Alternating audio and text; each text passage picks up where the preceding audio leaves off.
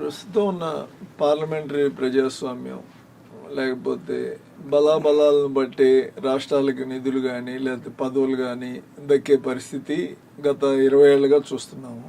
ఇప్పుడు కూడా అదే కొనసాగుతుంది. 2024 ఎన్నికల వరకు బీజేపీ 2 ఎన్నికల్లో పూర్తి మెజారిటీతో ఉంది కాబట్టి పెద్దగా పట్టించుకోలేదు దక్షిణాది రాష్ట్రాలు. అంటే పట్టించుకోవటం అంటే వాళ్ళు పదవుల పంపిణీ కానీ ఇతర విషయాలు కానీ.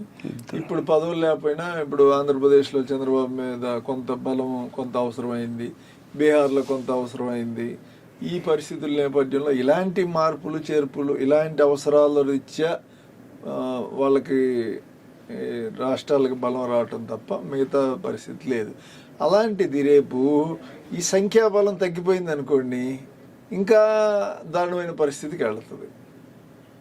కేవలం ఉత్తరప్రదేశ్, రాజస్థాన్, మధ్యప్రదేశ్, గుజరాత్ ఈ 5 రాష్ట్రాలతో మెజారిటీ సీట్లు వచ్చిన వాళ్ళు దేశాన్ని నిరాకటంగా పాలించవచ్చు.